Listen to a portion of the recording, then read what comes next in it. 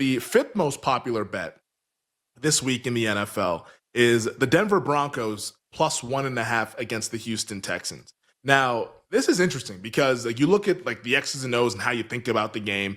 You see the Broncos pass rush against the Houston Texans offensive line, and you say, wow, major mismatch. And that is the correct thinking. That is a major mismatch. However, I also look at the other side of the ball. And here's Bo Nix against the Houston Texans defense.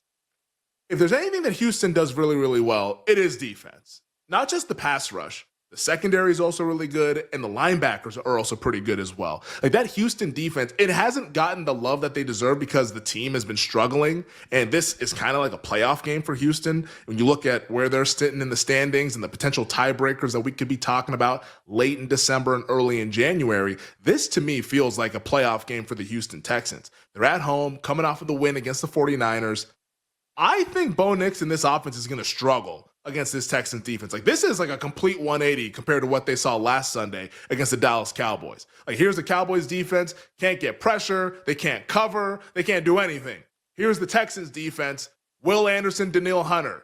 Secondary that's really, really good. Like these guys are legit, especially at home on that fast track on the field turf.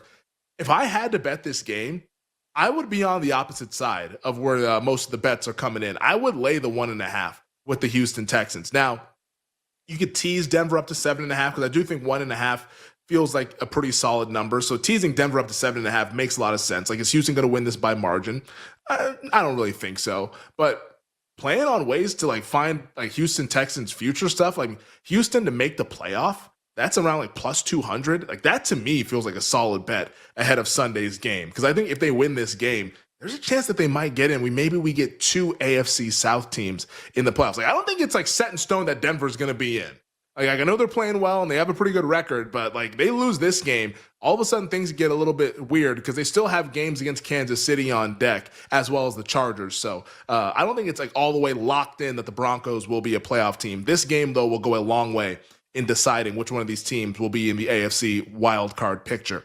The fourth most popular side comes Monday night with the Dallas Cowboys laying 2.5. And it is important to note the news that we got earlier this afternoon. Jacoby Brissett was taking the first team reps for the Arizona Cardinals today at practice, looking like another Jacoby Brissett game as Kyler Murray, the guy who owns AT&T Stadium pretty much. Like Kyler, it's like the fun fact that everybody tosses around anytime that Kyler Murray goes down there to face the Cowboys. Like he's never lost a game dating back to high school in AT&T Stadium. Like they call it Jerry World, maybe call it Kyler World. Because whether it's at Allen, Texas, where he was a star quarterback and high school football legend in the state of Texas, or at Oklahoma when he was running around there in the Big 12 title game. And ever since he's been an Arizona Cardinal, the Cardinals have not lost to the Dallas Cowboys in Dallas. So I think that angle's been played quite a bit, but apparently the Cowboys have been played a little bit more as the Cowboys are the fourth most popular side.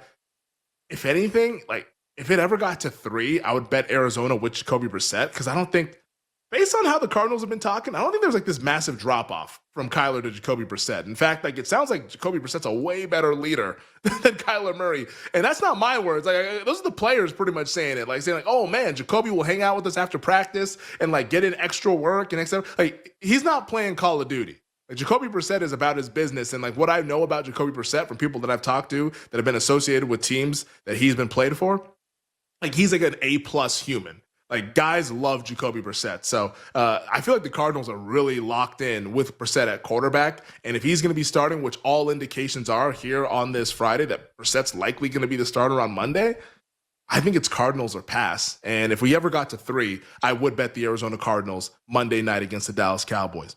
Number 3 is the New England Patriots laying 5.5. That's the third most popular bet this week in the NFL. The big news with this game is that Michael Penix Jr. is no longer on the injury report for the Atlanta Falcons. Penix is good to go, as is their wide receiver Drake London. Both those guys missed last Sunday's game in the embarrassing loss to the Miami Dolphins. I like Atlanta plus the 5.5. I do. Like, I think the Falcons can cover this number. I think the Falcons are actually kind of live to win this game. And maybe I'm just the idiot that keeps betting against the Patriots every week, as I bet against them last week with Cleveland. That didn't go well. But here I am lining up once again, betting against the New England Patriots. In my mind, I feel like I'm upgrading them, but for some reason, it just can't catch up to what their rating is in the market. But like, I just think this is a couple too many points for New England. I mean, they closed what 6.5, 7 against the Cleveland Browns. Is there really like a 1.5 point difference between Atlanta and Cleveland? Like, does that make sense to anyone? And I say all that while realizing that the market's also upgrading New England, but I think we're getting a little bit too crazy with that upgrade. And I do love the fact that this is a bet on a Falcons team that's coming off an embarrassing loss. Like, I like that aspect. Like, if there was ever a week where they were locked in throughout the preparation and practice and in the film room, this would be that week. So I like getting the Falcons off of that embarrassing loss to Miami. So give me the 5.5 with Penix back in the fold and Drake London back in the starting lineup as well. The second most popular side in the NFL is the Indianapolis Colts laying 3 against the Pittsburgh Steelers. Now, this is Colts week. Like, it just feels like it. It does. And everyone since Monday has been talking about Jonathan Taylor MVP. The Colts are one of the juggernauts in the AFC, one of the contenders, best record in the NFL, Shane Steichen Coach of the Year, Tyler Warren Offensive Rookie of the Year. Like, everyone's in on the Indianapolis Colts. And everyone's out on the Pittsburgh Steelers. That's usually the time to do the opposite. Like, I have not placed this bet yet because I don't know if I could stomach it after what happened last Sunday night, betting on the Steelers plus 3.5, and then like they looked good through a 1/2. It's like, hey, the Steelers are covering, look at this. And then they fell apart. If I had to bet the game, it actually would be on Pittsburgh at plus 3. I just feel like we're just getting a little over our skis here with the Indianapolis Colts love. And I was listening to the Bill Simmons podcast actually earlier this morning, just because he had Peter Schrager on. I'm always interested to see what Schrager hears from around the league and what those guys are talking about in NFL circles. And they were talking about, hey, man, wow, can you believe that Indianapolis is only 3 against Pittsburgh? And, oh, I think the Colts are going to win this by 20. Like, and that's not to throw shade or make fun of them, because we all have our opinions and we all have been right before. We've all been wrong before. But, like, based on people talking like that, that just tells me, hey, man, like, now's not the time to be buying Indianapolis. like that's like, because it feels like the prevailing thought is that, wow, the Colts should win this game rather easily. Usually in the NFL, when a game is being talked about that way, that's when it's time to run the other way, or at least not bet the game. So if I had to bet the game, it would be on the Steelers side, fading what a lot of people want to do this week, which is laying the 3 with the Indianapolis Colts. And then finally, the most popular bet this week in the NFL in terms of the sides, for a ticket count at BetMGM is the Detroit Lions laying 8.5 against the Minnesota Vikings. Now, this to me feels like people are looking to fade the news that we've been getting throughout this week. And Kevin O'Connell and this quarterback situation and the awkwardness of the whole deal. Carson Wentz looks like he's going to be having surgery some point soon. J.J. McCarthy, hey, he practiced all week long. He's going to be the starting quarterback on Sunday. We'll see what J.J. McCarthy can do. But, man, I don't know if I want to be taking 8.5. And I'm not even sure if I want to lay 8.5. That just seems like the right number to me. And I think people are just kind of getting a little bit too crazy with the massive movement in fading Minnesota. Like, to me, I actually don't have a strong opinion about this game.